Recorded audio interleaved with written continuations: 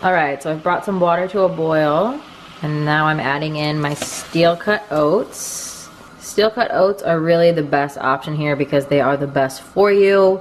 I know they take a little bit longer, so they're not as convenient, but that's why when I make them, I make a lot, and you can keep this in your fridge for the entire for about 20 minutes now. It's thickening up, so I'm gonna go ahead and add in a few things, make it a little bit more interesting. So as of right now, there's just water and oatmeal. There's no sugar, nothing like that. So I'm gonna add in a spoonful of flax. Gotta get those omega-3s, as well as a spoonful of chia. Again, omega-3s, very important. Then I'm gonna do lots of cinnamon. I personally love cinnamon. And some vanilla powder. If you don't have vanilla powder, you can use vanilla extract. I like the powder because you don't get the alcohol in there. And just stir it all in. Now I know you're probably already thinking, what in this is gonna make it taste good? I feel you, I got you, I got you, I got you. So we're gonna do some shredded coconut on top, some sliced strawberries to give it some natural sugar, and then just a few almond slices. And there you have it, a quick, easy, high in protein, high in omega-3s breakfast. The lack of sugar might be a little hard to get used to at first, but I actually nowadays crave this and I think it's delicious. Base of the soup, I'm gonna be using vegetable broth as well as 2 cans of diced tomatoes in tomato juice, a large onion, or maybe 2 small medium onions if you can't find one that's like this super massive. Potatoes, carrots, an entire huge thing of kale. Let's keep it healthy. Some white beans, a large can or 2 small cans, some barley, and then spices of your choice. I personally love seasoned salt and just pepper, keeping it simple. How glorious all the hard work is done. Doesn't that just feel great? Isn't this just like satisfying to look at? And can I just say, it is total soup weather. Look at outside. It literally looks like it's like 5:30. I love this soup recipe because it is seriously so easy. So right here, I've just been browning the onion in some veggie broth. Over here in my huge soup pot, I'm just bringing the diced tomatoes and the juice to a boil. So far we have the tomatoes and the juice, the onions and the beans. And I'm actually gonna add a few cups of water until I get it to the kind of like consistency that I want, or like the right ratio of veggies to liquid. It's finally boiling, so now I'm gonna go ahead and put in the barley. About 20 minutes later, I'm gonna go in and start putting in all of this green kale. Look at it. And at first, you're gonna be like, holy shit, Kalel, that's a lot of kale. Just start calling me KLL. No, I'm just joking, don't do that. 10 minutes later, and I'm gonna go ahead and just add in the rest of our stuff. Please don't splash me, please don't splash me. This is not easy to do with one hand. I feel like my pot is literally gonna overflow. And then for some spices, of course, a little bit of pepper, as well as the legendary seasoned salt. I'm gonna put about a tablespoon or so of it in here, just because you gotta get that flavor in there. And that's pretty much it. So I'm gonna put the lid on, and I'm gonna turn down the heat to about medium-low, and I'm gonna let this sit for about 1 to 2 hours. I know that seems a really long time, but basically the longer you let it cook on low, I find the better it tastes. You want the potatoes to kind of like fall apart and thicken up the base of the soup. At least that's how I like it. And you want the kale to become really soft. So I suggest just leaving it on low for a few hours, check it every now and then, and that's it. 2 hours later, and here is the finished product. You'll see it's thickened up quite a bit. The kale's really nice and soft. Perfection.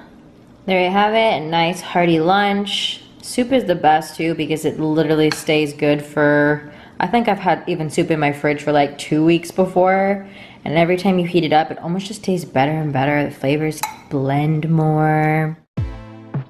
So then in a blender, I'm gonna put the 2 cans of beans, probably about a tablespoon of garlic, the juice of an entire lemon, and then we're gonna blend.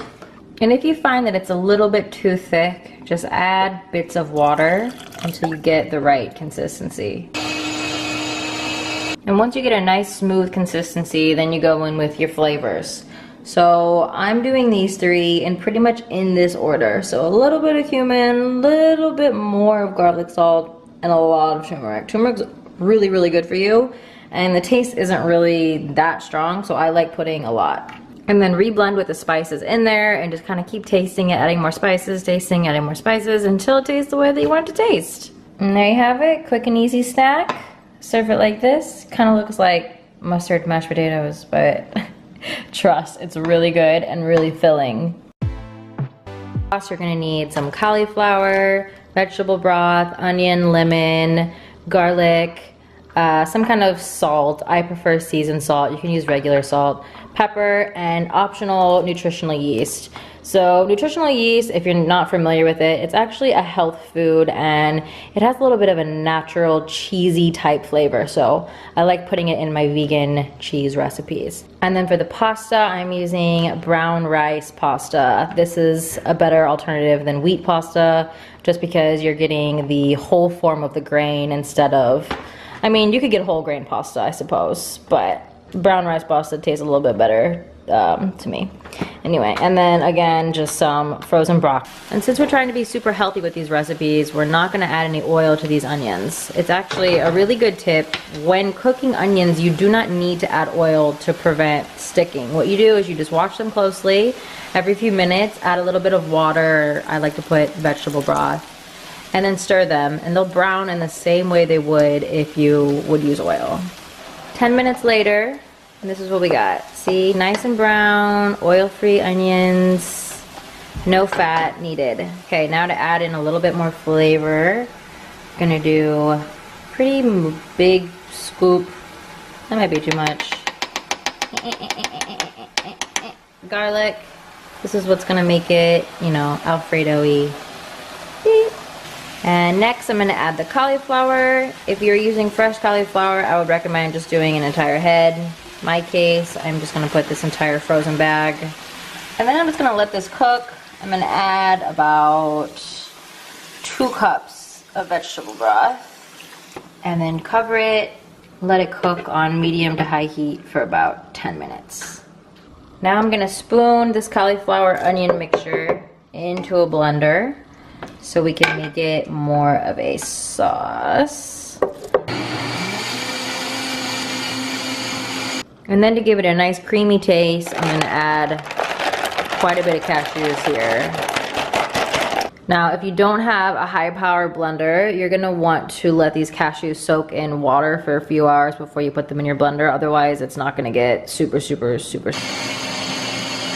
So as you can see, we have the perfect color and texture. And now we're gonna add just a little bit of spices to really make it flavorful. So like I said, I'm obsessed with this seasoned salt. I put it in literally everything I cook. Just a little bit of pepper and a tiny bit of the nutritional yeast. So over here, I've started boiling the pasta, and then in here, in the same pan that I was using before, I now have the broccoli and just a little bit of broth, and I'm letting it steam. All right, final step, add in the sauce. Might not use all of it, that might be good. No, we'll use all of it. That's too much sauce. And then the pasta, and just fold it in. That's too much sauce. And there's the final product. Looks pretty good. If I don't say so myself, I don't think that's too much sauce. Looks just right. And for tonight's entertainment, as we eat on our sofa, we are watching Black Mirror.